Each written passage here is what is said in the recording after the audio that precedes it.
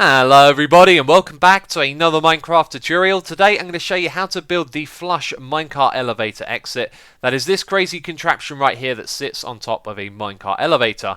Now this is going to allow you to exit the thing with style. When you're riding up in your minecart you're going to come through this piston and then you're going to land on top of it, which will give you time to exit the minecart, and then it's going to fall all the way back down to the bottom again.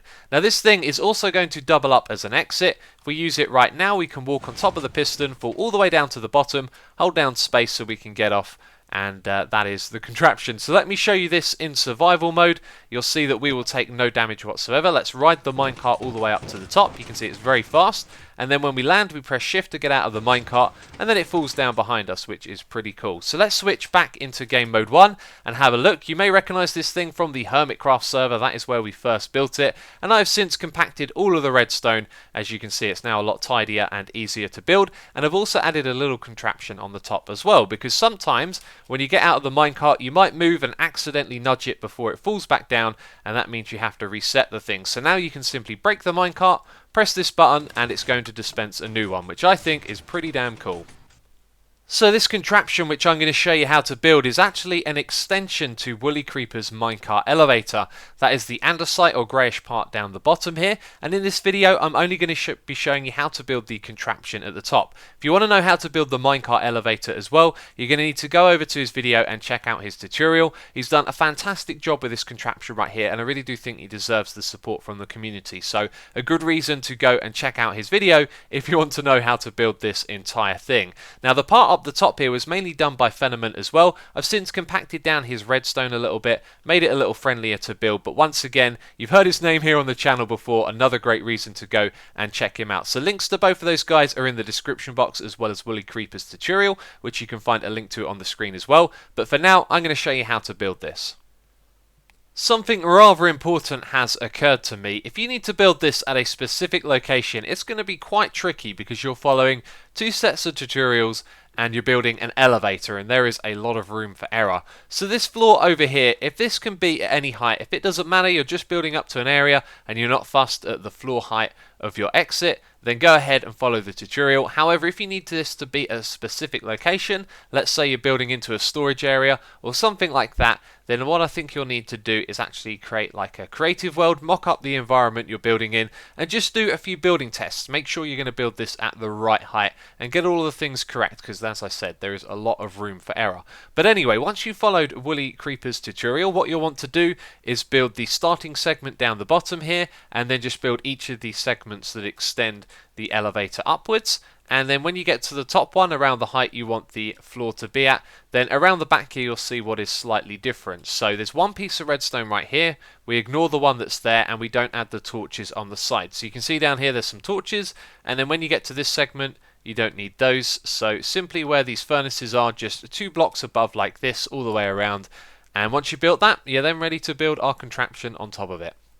And as always, you're probably very keen to know what you're going to need to build this. So inside the chest is everything that you'll need to build in this contraption. So round up all of those materials, maybe bring a few spares just in case you drop some. But there you go, that's all of the materials you're going to need. To start construction, we are going to wire up the input, and because it's going to be activated from the elevator itself, it means the signal needs to come from further down below, because as it travels upwards to each of the pistons, it's going to add more delay. So because of that, you need to go down to your second set of furnaces from the top, and then simply place 2 blocks on the side and have 2 diagonal blocks like this. And we're going to grab the redstone from here. So where that redstone is, one to the side of it, a repeater here, and then 2 pieces of redstone. And now what you need to do is use half slabs to send the signal upwards. Now if you haven't done this before, just follow my lead. You want to place them like this so they're on the top side of the block, and we're going to go across 1 block at a time, and you'll see that every other block we come out a little bit further, and that's because we're going to be removing some of these half slabs. For the one at the top here, once you place this one, just put 1 to the side as well, and then we're going to start removing them. So these ones right here can go, and you'll see as we remove them that we're going to leave a little zigzag, and when we put the redstone on top of that, it's going to have no trouble at all travelling upwards. So now the redstone signal can get to the top, and we can start building the contraption itself.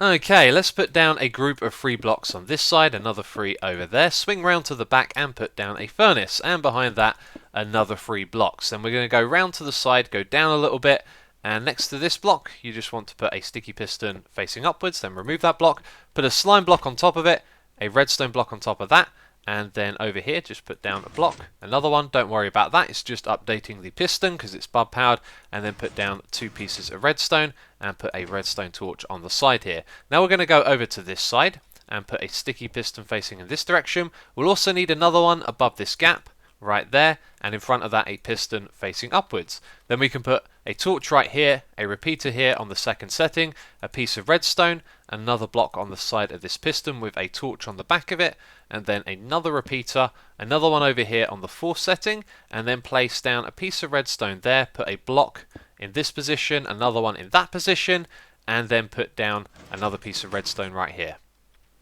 So from one of our previous tutorials, you may have recognized a lot of what we just built right there. That is the mechanism for this bit right here. So we put the string on top of it. You can see that this thing is actually activated and ready for use, but that's just for going down at this point. And what we've got to do is wire up our input to control this circuit for when the minecart comes through. So you can put your piece of string on top and you can put your blocks around the outside as well. Obviously each time we place one of these, it's going to update the piston. Now we're going to wire up our input into the contraption so we can use it when we're coming up with the minecart elevator. So this first bit that we're going to build will activate the contraption as we're making our way up to it. So as we arise in the minecart, we want the door to open. So just place blocks like this and then put a repeater here on the fourth setting, 2 after it on the second settings, and then another one here on the fourth setting. And that's going to activate the circuit as we come up through so we don't hit our head on the piston. Then over on this side we need to add a delay. The reason we need a delay is because when we come through, the minecart is going to land on the string without providing it with another update, which means it's simply going to stay in this state right here. So after a delay it will be activated again. That gives us time to get out of the minecart and then the minecart can fall back down. So what we're going to do is put 2 blocks here, put repeaters on them on the fourth setting. In fact, all of the repeaters we're going to be placing will be on the fourth because this is a delay.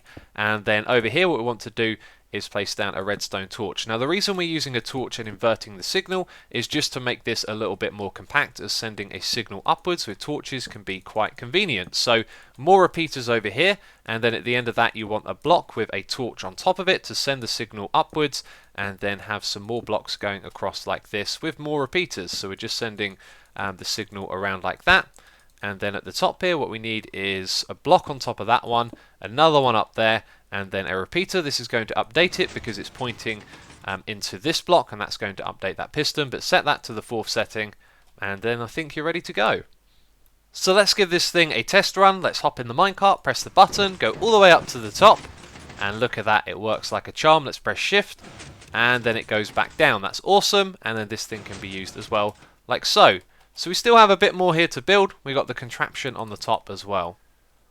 So there's not too many rules as to where this button needs to be or how you need to build this next bit, but I imagine you're probably going to need a wall somewhere over here. Maybe that's where you want to put the button. I'll just build it like we've done over here. And you'll also need a ceiling as well. Now this does actually need to be 4 blocks above the ground. If it's any lower, then you're going to hit your head as you go up in the minecart. So that needs to go across by 5 blocks. Then we're going to have a button on the other side. That means we're going to have a block above it.